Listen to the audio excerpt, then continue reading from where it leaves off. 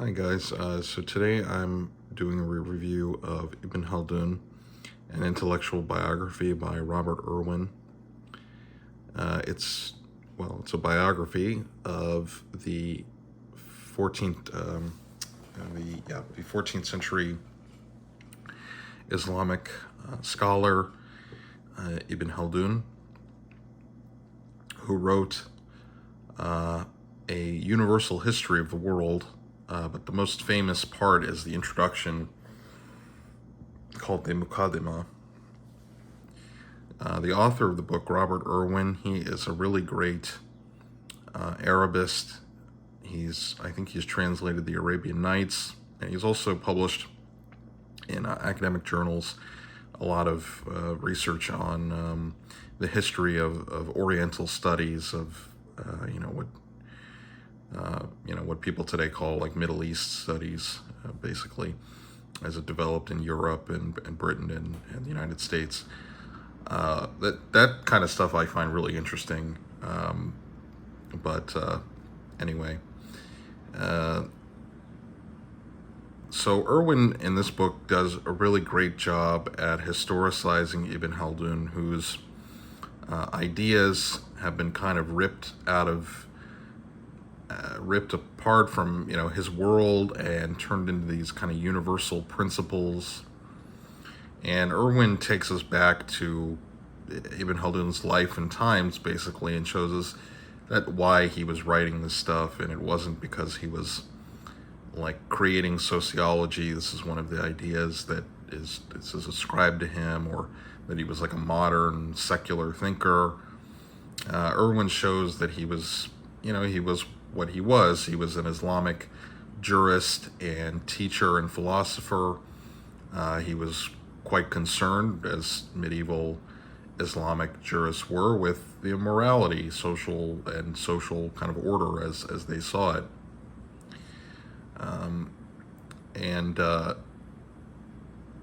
What the main idea that Ibn Khaldun is probably known for, kind of the idea that's vulgarized from him, is this sort of cycle where you have kind of barbarians that come out of the desert or the steppe, whatever the case may be. They take over, and then in a few generations they become weak, and then a new group comes and displaces them. And this is kind of was picked up in the 20th century, especially as like a general kind of principle.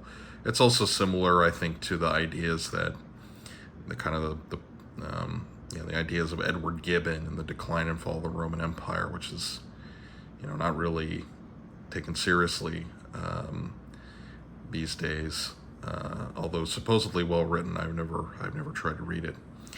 Anyway, Ibn Khaldun, he lived in 14th century North Africa and Egypt principally. He was a member of the court, basically a government, advisor to various dynasties in North Africa. And this was a period of history when, you have the Black Death, is extremely destructive to Europe and also the Middle East. And in North Africa, you have very weak states. By that I mean, you have these dynastic states, which are not necessarily weak, but these particularly were. You have a lot of kind of turnover of these different local dynasties. And it's not until the Ottomans come onto the scene in that region later that they kind of lay down some kind of structure to it. But in Ibn Khaldun's time, the Ottomans are one sultanate among many. Now, the strongest state in Ibn Khaldun's world was Egypt, in the Mamluk Sultanate, but that was also kind of a difficult period for the Mamluks. The Black Death really impacted Egypt economically very poorly. It really devastated the urban kind of economy. And then you have the kind of Mamluk political system, which is highly contentious.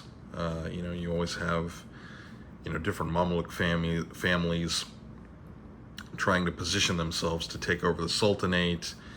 It's a very difficult sort of political system to navigate.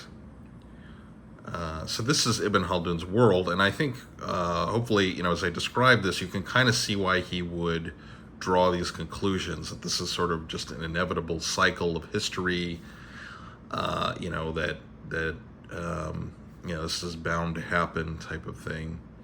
And I think the mistake that's been made is extracting those ideas and turning that into kind of a universal historical principle. That's kind of a way some people approach writing history. It's they take a model, and then that's how they read history, is through the model. I find that to be I take issue with that, but anyway, that's a different video topic. But Ibn Khaldun writes his Muqaddimah based on this stuff, and this is the world he inhabits. Irwin also gets into a lot of interesting things with some of Ibn Khaldun's stranger ideas. He had kind of odd views about science and biology. Perhaps it wasn't really his field of expertise, and just in the medieval world, his world, they couldn't really study certain things. But he also had strange ideas about the Bedouin. He ascribed to them much greater kind of health and vigor than they really had. So the Bedouin are the Arab nomads. They still live. They still exist today. They live in Saudi Arabia and other Arab countries. They live in the desert. And Irwin has a really good passage, just giving some of the descriptions of life with the Bedouin, including one from T.E. Lawrence. Just saying that, not to look down on them, but they live in the desert. They have a hard life. They're not always the healthiest. They tend to have shorter lifespans on average, just because of limited water and kind of the living outdoors all the time. It takes a toll on people. And Ibn Khaldun strangely has a kind of fixation that this means that they're actually much stronger than they are. That's why they're able to. That's why he claims that they're able to defeat settled society. Ibn Khaldun also has odd ideas about economics, odd to us maybe, and I think even odd to other kind of medieval and early modern thinkers. That the idea that you don't want a complex division of labor, because this makes the society weaker somehow. It will disrupt the social order if you have, if you develop a more complex economy, with more different types of goods or different types of production, and they actually had that in the medieval world. This is something that it wasn't all agrarian. It was more agrarian than our world today, obviously, but there was a lot of long distance trade, for example. A lot of goods that are manufactured in one place are actually being exported, and things are being imported, and vice versa. There's a scholar named Chris Wickham who does a lot of that kind of research in the medieval world. I think that's quite eye-opening, I think. But Ibn Khaldun says this isn't really a good thing, because it makes society weaker, and it leads to this kind of decadence, and then that logically means that the barbarians or whomever are going to come out of the wilderness and destroy you. And mostly what as Irwin gets into, Ibn Khaldun, a lot of what he writes about is couched in kind of moral religious judgments, which makes sense. He's an Islamic jurist. That's how he's going to see things, that we need to maintain society along these lines of kind of the theories of Islamic jurisprudence, the tradition of Islamic jurisprudence, I should say, that he was acquainted with. So it wasn't quite what it's not quite what later scholars, especially in the 20th century, have kind of made him out to be. And I think that will lead me into probably the final point is Ibn Khaldun, as Irwin argues, and it seems convincing to me, was kind of a fringe thinker. His ideas were not a very mainstream, even among kind of the literate scholars of his time. And he's writing in manuscript, and when you study these manuscripts, you look at the transmission of texts. That's really important part of that kind of research. And Ibn Khaldun, he there are a couple copies that he dedicates to, I think, two rulers he mentions, but there's not a lot of evidence that in his time, that is, that the manuscript really transmitted very far, at least in terms of what survives. And in Egypt, he gets into, when Ibn Khaldun lived in Egypt, he was the subject of even slander or libel by another kind of a rival intellectual. And Irwin kind of concludes that while Ibn Khaldun was involved in kind of the intellectual world of his time, he was mostly probably writing for himself. He kind of was looking at the world around him, and he wrote this down, and this was kind of his theory of history, which I think, to give Ibn Khaldun credit, I think his theory probably is true for 14th century North Africa and the Middle East. This was a time where there was a lot of great upheaval. And we can see in hindsight, that Ibn Khaldun didn't have, that eventually there were longer lasting dynastic states that established themselves in that region in the 16th century and by the 15th and 16th centuries. And Irwin also discusses, related to the transmission issue, is Ibn Khaldun was not rediscovered in modern scholarship until kind of the 19th and 20th centuries. Ibn Khaldun in the Ottoman context, his works appear in some early Ottoman library catalogs. I actually had those, but they don't really.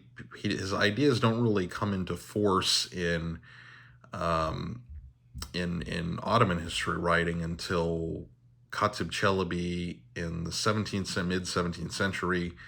I've mentioned him on the channel before in other videos. He was a Ottoman historian, and he was a geographer. And then later, about 50 years later, after Khatib Chelebi's lifetime, another historian, the court historian of the Ottoman dynasty, Mustafa Naima, more directly is influenced by Ibn Khaldun. But if we think about kind of the arc of Ottoman history, just to look at that example, that's being tapped into hundreds of years later, and even then by kind of select historians, not really, not as much of a wider audience. And I should probably back up, when Ibn Khaldun is writing his history, when he's alive, the Mamluk Sultanate produces a lot of historical writing, actually. There's a lot of historians writing in Arabic, a lot of world histories. So Ibn Khaldun was kind of one person among many writing history, thinking about historiography in the the Arab literate Islamic world at that time. So I think the book overall, I really enjoyed it. I read it a few months ago, but I thought I'd make a video because his ideas are kind of in the culture, and they have been for a long time. I mean, since the 20th century, but I thought I'd make this video to share this book and, the ideas that they're not really as kind of universal as people tend to think. And I think, in a way, that kind of almost takes away from looking at Ibn Khaldun as a person. That his in this book, he had a really interesting life, actually. And he was more than just these ideas that he put down. He wasn't really a modern sociologist. He was interesting, I think, for his own reasons, not just for the kind of the ideas that can be extracted out of it. So. This is more of like intellectual history. This isn't really like military stuff that I normally cover, but I wanted to share this, and I hope you guys found it interesting. This is published by Princeton University Press, and it's not that expensive of a book. It's only $29.95. So, and it seems like Princeton University Press has been doing more sales more frequently. So, if you might be able to get it from their website directly, or you can go. I'm sure it's on Abe Books or any or eBay, anywhere you want to get your used books. So yeah, really great. And like I said, I really love Robert Irwin's work. I heard in an interview with another scholar that he might be publishing his own history of the Mamluk Sultanate. So that could be interesting. I hope that comes out soon, if he's still working on it. But anyway, that's Ibn Khaldun, an intellectual biography by Robert Irwin. So I hope you found this review interesting, and I hope you have a good day or evening wherever you are. I'll talk to you guys in the next video.